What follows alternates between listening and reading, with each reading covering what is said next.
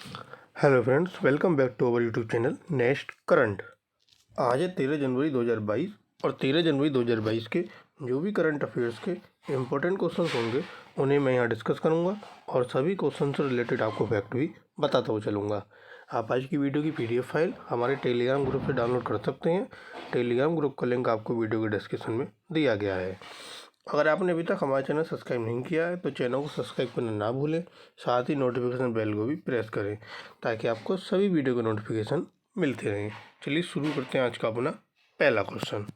आज का पहला क्वेश्चन है कि हाल ही में भारत और किसने द्विपक्षीय व्यापक आर्थिक साझेदारी समझौते के उन्नयन को करने का संकल्प लिया। तो यह संकल्प भारत और दक्षिण कोरिया ने लिया। ऑप्शन ए इसका साउथ कोरिया। यह फैसला दोनों देशों के व्यापार और वाणिज्य मंत्रियों ने 11 जनवरी को नई दिल्ली में लिया। व्यापार आर्थिक साझेदारी जो समझौता है इस पर अगस्त 2009 में दोनों देशों के बीच हस्ताक्षर किए गए थे और जनवरी 2010 में इसे लागू किया गया था। व्यापार समझौते ने 2018 में वार्षिक द्विपक्षीय व्यापार को 21.5 अरब डॉलर तक पहुंचाने में मदद की थी। अब दक्षिण कोरिया के साथ ये समझौता हुआ, तो दक्षिण कोरिया के बारे में जानते हैं कि यह है आपका दक्षिण कोरिया। ये देखिए, ये है आपका दक्षिण कोरिया जिसको कहते हैं साउथ कोरिया। वहाँ की जो आपकी राजधानी है वो है सियोल। वहाँ की जो मुद्रा है वो है दक्षिण कोरिया वॉन यानी कि कोरियन रिपब्लिक वॉन।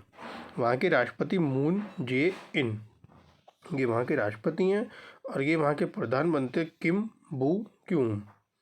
और ये का दक्षिण कोरिया का आपका फ्लैग। अगला क्वेश्चन आता है कि हाल ही में विश्व बैंक की वैश्विक आर्थिक प्रोस्पेक्टस रिपोर्ट के अनुसार वित्तीय वर्ष 2022 के लिए भारत की GDP वृद्धि क्या है। तो इसमें भारत की GDP वृद्धि 8.3% है। तो इसका ऑप्शन बी सही होता है 8.3। इसके अलावा वॉशिंगटन स्थित एजेंसी ने वित्त वर्ष 23 और वित्त वर्ष 24 के लिए पूर्व अनुमान को क्रम से 8.7 और 6.8 पर उन्नयन किया है।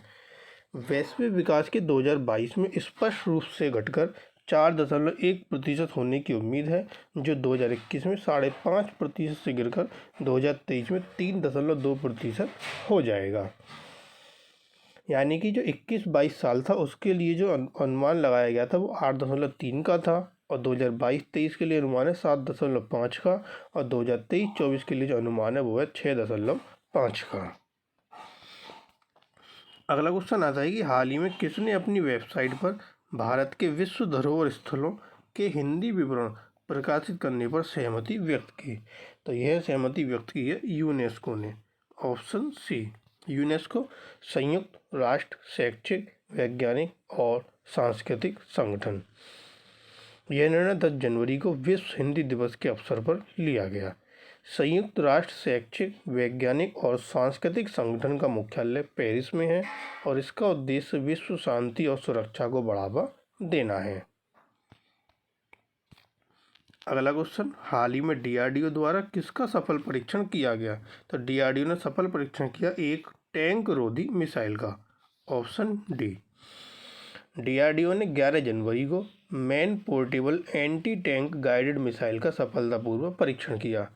टैंक रोधी मिसाइल का अंतिम सुपुर्दशी योग्य विन्यास में उड़ान परीक्षण किया गया। स्वदेश में विकसित man portable anti tank guided missile एक कम वजन फायर एंड फॉरगेट मिसाइल है। मिसाइल में जहाज पर नियंत्रण और मार्गदर्शन के लिए इंफ्रारेड इमेजिंग साधक और उन्नत एवियोनिक्स को छोटा कर दिया गया है।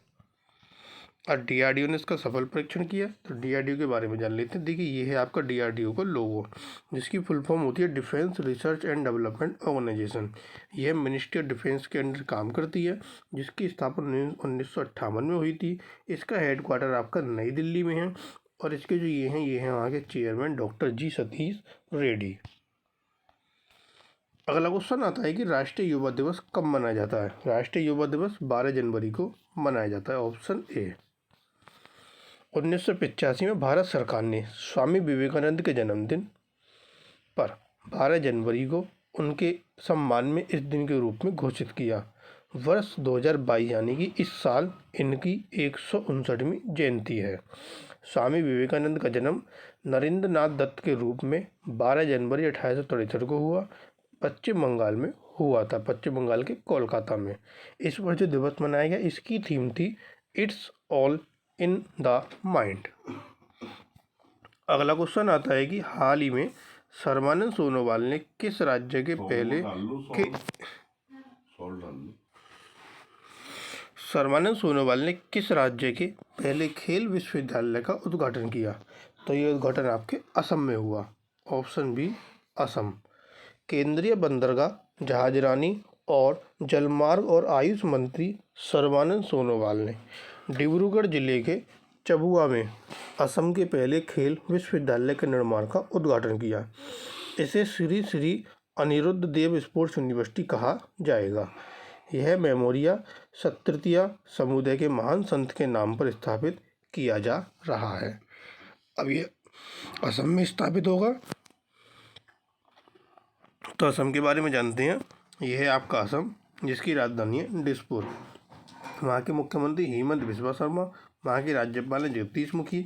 कुल जिलों की संख्या है 34, लोकसभा सीटें हैं 14 और राज्यसभा सीटें हैं 7। अगला क्वेश्चन आता है कि हाल ही में जारी हैंडले पासपोर्ट इंडेक्स 2022 में भारत का स्थान क्या है? तो इसमें भारत का स्थान आपका 83वां है। Option C. Henley passport index में भारत का पासपोर्ट 83वें स्थान पर है, जो 2021 में 90वें स्थान से 7 स्थान ऊपर आ गया है। हालांकि 2020 में यह 84वें स्थान पर था, जबकि 2016 में भारत, माली और उज्बेकिस्तान के साथ ये 85वें स्थान पर था। इंडेक्स में जापान और सिंगापुर शीर्ष पर हैं। जर्मनी और दक्षिण कोरिया संयुक्त रूप से दूसरे स्थान पर हैं। फिनलैंड, इटली और लग्जमबर्ग और स्पेन ये आपके तीसरे स्थान पर हैं। अगला क्वेश्चन, हाल ही में किसने चेन्नई में CICT के नए परिसर का उद्घाटन किया? तो CICT क्या है? CICT है आपका केंद्रीय शास्त्रीय तमिल संस्थान। तो इसका चेन्नई में जो नए परिसर का उद्घाटन किया वो किया नरेंद्र मोदी ने। Option D. 12 जनवरी को यह उद्घाटन हुआ। नया परिसर पूरी तरह से केंद्र सरकार द्वारा वित्त पोषित है और इसे 24 करोड़ की लागत से बनाया गया है। केंद्रीय शास्त्रीय तमिल संस्थान शोध कार्य करके शास्त्रीय तमिल के प्रचार प्रसार में योगदान दे रहा है। प्रधानमंत्री नरेंद्र मोदी ने पूरे तमिलनाडु में 11 नए सरकारी मेडिकल कॉलेज का भी उद्घाटन किया है।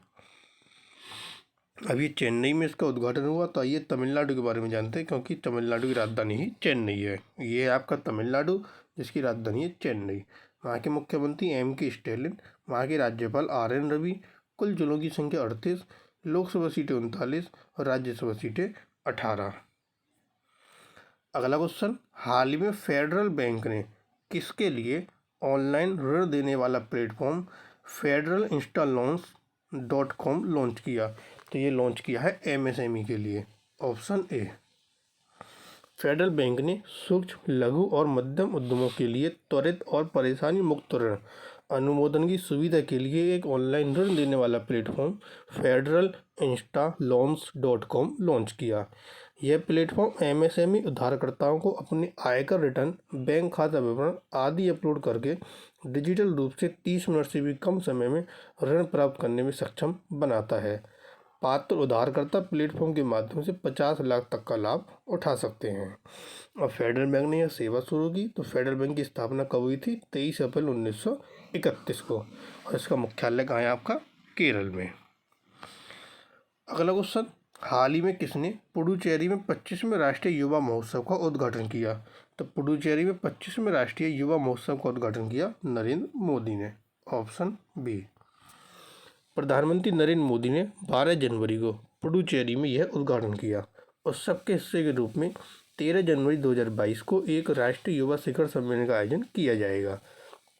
प्रधानमंत्री ने लगभग 122 करोड़ रुपए के निवेश से पुडुचेरी में बने MSME मंत्रालय के एक प्रौद्योगिकी केंद्र का उद्घाटन किया। प्रधानमंत्री ने लगभग 23 करोड़ की लागत से पुडुचेरी सरकार द्वारा निर्मित ओपन एयर थिएटर के साथ एक सभागार, पेरुंथलाईवर, कामराजर, मणि मंडपम का भी उद्घाटन किया। अब ये पुडुचेरी में उद्घाटन हुआ। तो पुडुचेरी के बारे में जानते हैं। देखिए, ये जो आपके रेड पार्ट हैं, ये सब क्या है? आपके पुडुचेरी, जिसकी राजधानी है पौंडीचेरी। कुल जिलों की संख्या है 4। वहाँ की जो उपराज्यपाल है तमिलिसाई सुंदरराजन। कुल जिलों की संख्या है 4 और वहाँ के जो मुख्यमंत्री वो हैं एन रंगास्वामी। और ये जो तमिलिसाई सुंदरराजन जो उपराज्यपाल हैं ये आपके तेलंगाना के भी राज्यपाल हैं। अगला क्वेश्चन, हाल ही में कौन सा शहर जल मेट्रो परियोजना वाला पहला शहर बन गया? जल मेट्रो परियोजना वाला पहला शहर बना है आपका कोची, ऑप्शन सी। कोची शहर में बैटरी से चलने वाली इलेक्ट्रिक नौकाओं की श्रृंखला में पहली नौका लॉन्च करके जल मेट्रो परियोजना वाला पहला शहर बन गया।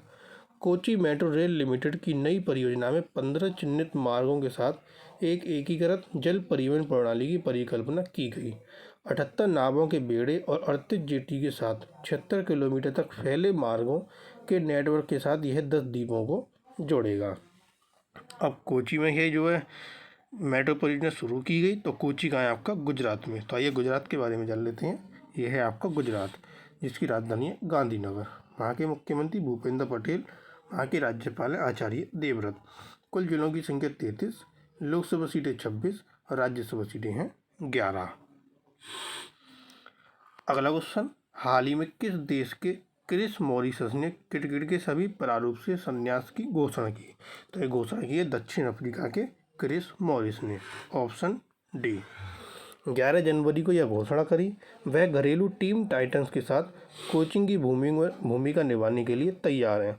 उन्होंने 2016 में टेस्ट क्रिकेट में पदार्पण किया और पारंपरिक प्रारूप में केवल 4 खेल खेले, जिसमें 173 रन बनाए और 12 विकेट लिए। उन्होंने 4 टेस्ट, 12 एक दिवसीय और 23 T20 अंतर्राष्ट्रीय मैचों में दक्षिण अफ्रीका का प्रतिनिधित्व किया।